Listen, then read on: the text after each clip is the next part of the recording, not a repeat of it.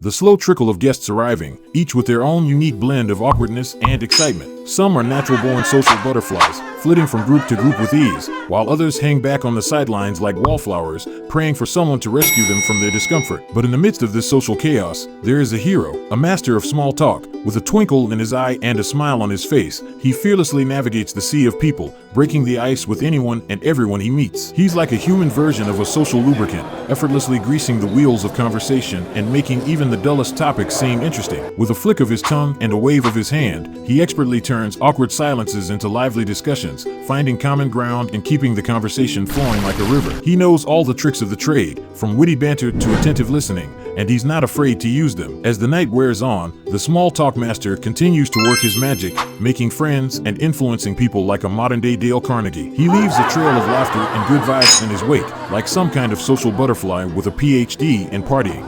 But fear not, my dear listener, your humble guide is here to teach you the art of small talk.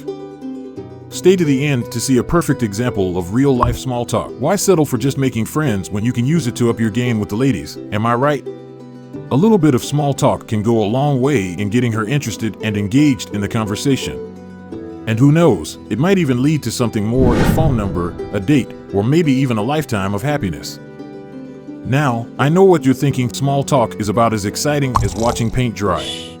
But if you want to make it in this world, you're gonna have to learn how to fake it. And by it, I mean interest in other people's mundane lives. If you're anything like me, you probably dread those awkward moments when you have to make small talk with someone you barely know. You know the ones when you're stuck in an elevator with your boss, or waiting in line at the grocery store with that chatty neighbor who always talks your ear off.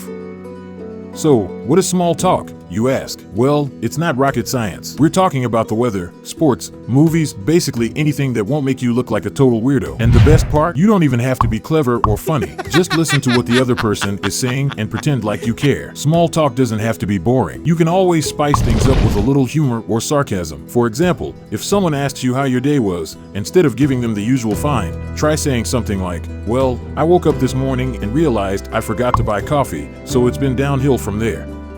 It's a little joke that shows you have a sense of humor and can make the conversation more interesting. Now, if you're at a party and you're struggling to come up with something to say, don't panic. Just look around the room and find something to comment on. Maybe there's a painting on the wall that looks like it was made by a drunk toddler, or a book on the shelf that looks like it's never been touched. Perfect conversation starters, my friends. Another trick is to ask open-ended questions that require more than a yes or no answer. For example, instead of asking someone if they like movies, ask them what their favorite movie is and why. This will give them the opportunity to share more about themselves and make the conversation more engaging. Now, if you're really struggling to come up with something to say, you can always fall back on the classic weather talk. It may be cliché, but it's a safe topic that everyone can relate to. Just try not to bore the other person to tears by going on and on about how hot or cold it is outside. But there are gonna be times when you just don't feel like talking. Maybe you're tired, maybe you're hungover, or maybe you're just not in the mood for small talk. And you know what? That's okay. Just excuse yourself politely and take a break from the torture. Now, let's talk about some common small talk pitfalls and how to avoid them. The first one is oversharing. Yes, we all have that one friend who tells us way too much about their personal life, or the coworker who complains endlessly about their job. Don't be that person. Keep it light, keep it casual, and don't reveal anything too personal or controversial. The second pitfall is interrupting. This is a big no-no in any conversation, but it's especially important to avoid in small talk. Let the other person finish their thought before jumping in with your own. And if you do interrupt accidentally, apologize and let them continue. The third pitfall is monopolizing the conversation. This happens when one person talks too much and doesn't give the other person a chance to speak. So, how do you master the art of small talk? Let's dive into some tips and tricks that will help you to find your next business partner or get the hot cashier at Starbucks. The first step in mastering small talk is finding common ground. It's like playing a game of I Spy with people, but instead of spying random objects, you're looking for something you both have in common. Maybe it's the fact that you're both wearing mismatched socks, or maybe you're both nursing a hangover from last night's party. Whatever it is, use it to your advantage and start the conversation. Now, when it comes to asking questions, don't be a closed book. Closed-ended questions like "Do you like pizza?" or "Have you ever been to Paris?" can lead to a dead-end conversation. Instead, ask open-ended questions that require a bit more of a detailed response. For example, what's your favorite place to travel to and why? Or what hobbies are you currently into? And let's not forget about the importance of active listening. Don't just nod your head and pretend to be interested. Actually listen to what the other person is saying and show that you're engaged in the conversation. This means maintaining eye contact, nodding, and asking follow-up questions. But be careful, there's a fine line between actively listening and creeping someone out with your intense stare.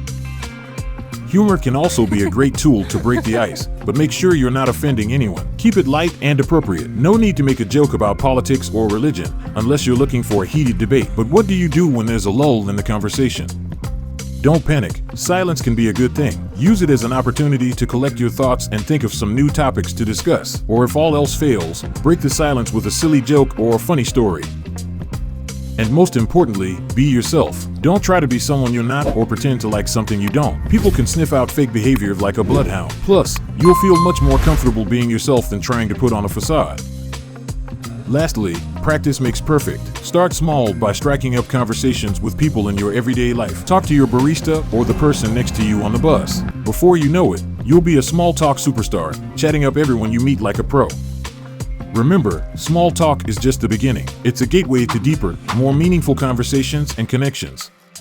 So, next time you find yourself in a small talk situation, don't just brush it off. Embrace it, use these tips, and who knows, you might just make a new friend or even find a romantic partner. You never know where it might lead you. Sure, at first it might feel like you're just making awkward conversation with a stranger, but with a little bit of effort and practice, you can turn that small talk into a lifelong friendship, business partner, or a hot, steamy romance. In all seriousness, small talk can be a valuable tool for building connections and relationships. Maybe the person you're chatting with has a secret passion for the same obscure hobby as you do, or maybe they're also secretly obsessed with cats dressed up in silly outfits. The possibilities are endless. I mean, who needs dating apps or social media when you have small talk? Just strike up a conversation with the next woman you see, and before you know it, you could be planning your wedding. It's that easy. And if you really need help to level up your Tinder game, then watch this video next to learn my secret Tinder hacks. Hey, how are you? I'm good. How are you? I'm good. How's things? Things are okay. Great. How are your things? My things could be better. I don't care. Great. Do you care? Care about what? Do you care about my things? Oh. No. Ha ha ha ha ha. How's the family? Do you care about that? Do I care about your family? Yes. I am attracted to your sister, but otherwise, no. Ha ha ha ha ha. Maurice, is that you? Hello, it is me, Maurice. Well, get over here, you son of a bitch. Who is Maurice? This is Maurice. I am Maurice. Nice to meet you. Okay. Ha ha ha ha ha. Goodbye. Goodbye. Goodbye. I hate Maurice. Now I hate Maurice too. Great. Thanks for watching, and don't forget to kiss the like button and hit subscribe. I'll catch you next time. Cheers.